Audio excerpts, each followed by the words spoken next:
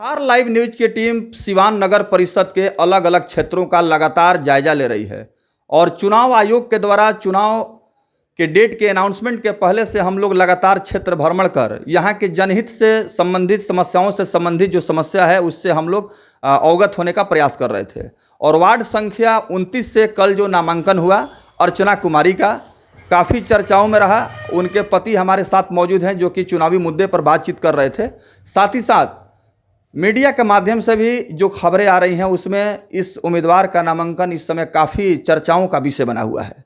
कल सिवान में मूसलाधार बारिश हो रही थी, उसके बावजूद भी इनके चाहने वाले लोगों ने बारिश को चुनौती देते हुए अनुमंडल कार्यालय नामांकन केंद्र तक पहुंचने का काम किया। और जिस तरह से वार्ड संख्या 29 के तमाम लोगों का सहयोग समर्थन मिल रहा है, कहीं न कहीं जनता में काफ़ी जागरूकता आई है और लोकतंत्र के भाग्य विधाता इस बार एक नया कीर्तिमान और एक नया इतिहास भी लिखने जा रही है। क्योंकि पहली बार चुनाव जो है वो इस ढंग से हो रहा है कि इसमें आम जनमानस को अपने मत के शक्ति को पहुंचाने के लिए चुनाव आयोग भी लोगों को जागरूक कर रहा है। और देखना बड़ा दिलचस्प होगा कि लोकतंत्र के इस महान पर्व में वार्ड संख्या 29 की जनता विकास के मुद्दे को लेकर के कितना सक्रिय है और कितना जागरूक है। चूँकि वोटर्स बिल्कुल खामोश दिखाई दे रहे हैं, उनको पता है कि एक वोट का कीमत क्या है और एक वोट की शक्ति क्या है, और वोट के चोट से ही बिगड़ती हुई व्यवस्था को बदला जा सकता है, सिस्टम को दुरुस्त किया जा सकता है और जनप्रतिनिधि को भी सबक सिखाया जा सकता है।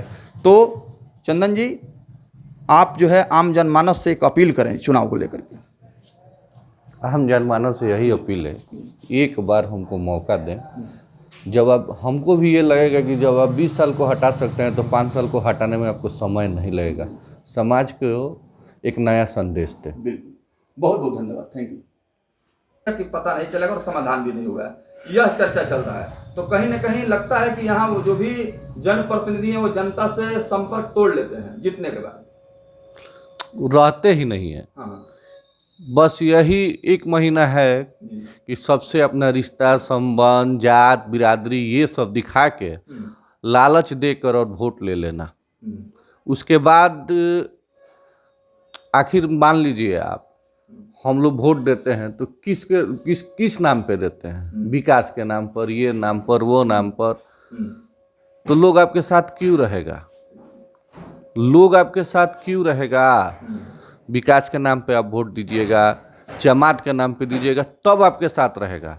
ये नाम पे दीजिएगा कि हम फलाना जाति से हैं, हम फलाना जाति से हैं, ये मेरा जाति है, ये मेरा बिरादरी है, इस नाम पे वोट दीजिएगा तो पब्लिक क्यों, नेता क्यों रहेगा आपके साथ?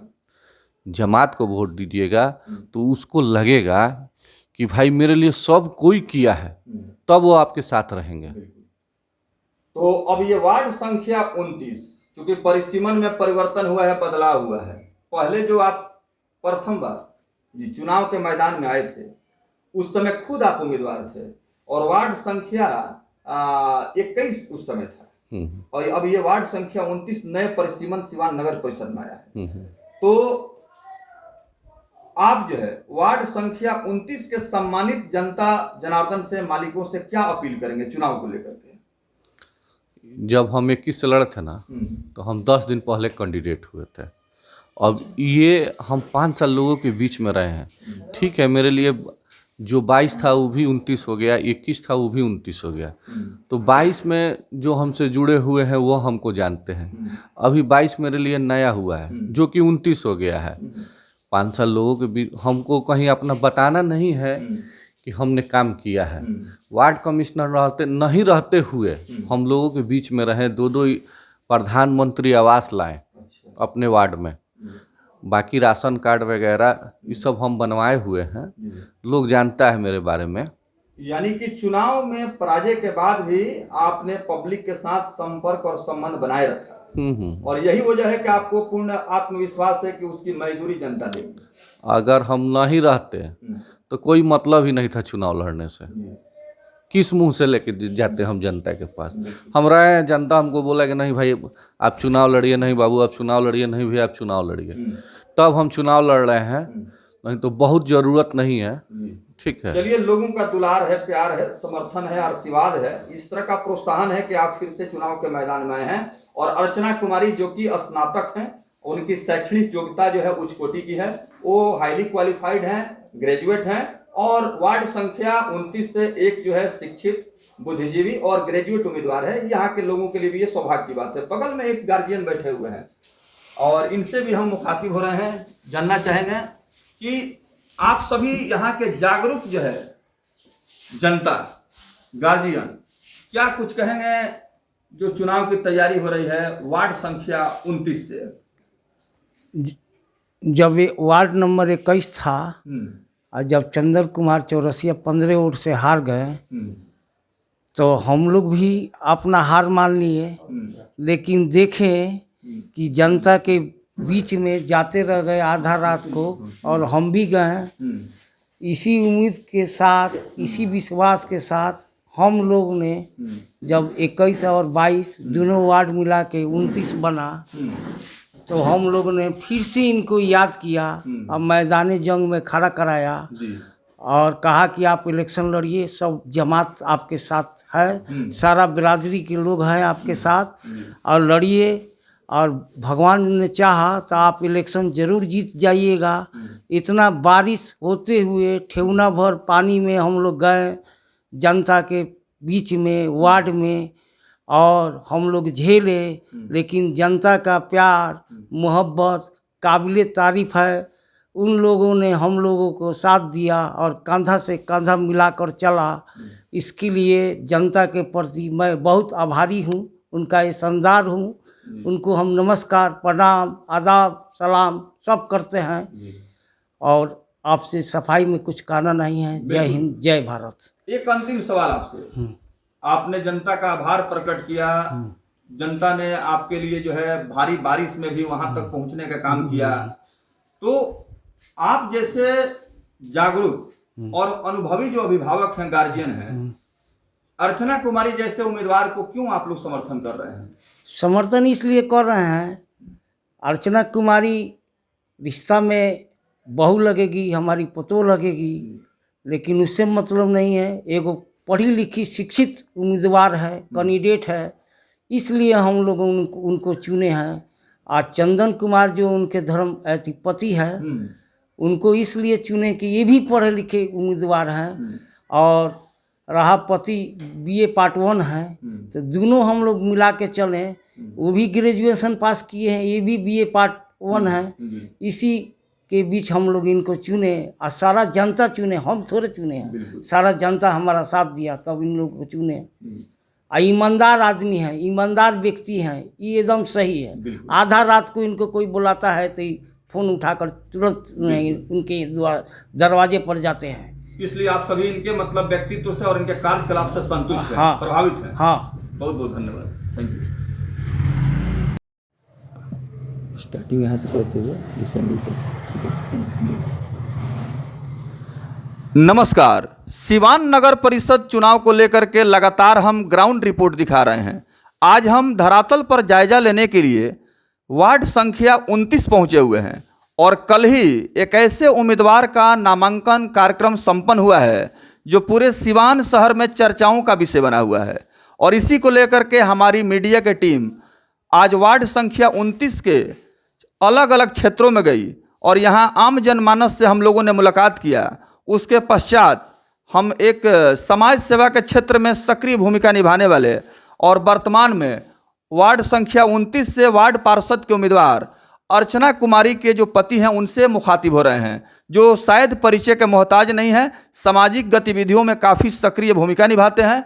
और चंदन कुमार जी से हम जानेंगे कि कल जो नामांकन हुआ, जोरदार बारिश हो रही थी सिवान में, उसके बावजूद आपके जो समर्थक हैं, आपके जो चाहने वाले हैं, ये सारे लोग डटे रहे और आपको अनुमंडल कार्यालय तक पहुंचाने का काम किए। तो ये जो समर्थन और इस तरह का समर्पण दिखाई दे रहा है आपके प्रति, कैसा महसूस हो रहा है? उन्हें तो मैं शुक्रगुजार हूँ, उनका कर्जदार भी हूँ। जिस समय इतनी तेज़ बारिश हो रही थी, हम तो घबरा गए, देखिए इतनी तेज़ बारिश हो रही है, लोग भीगेंगे, तबीयत खराब होगा।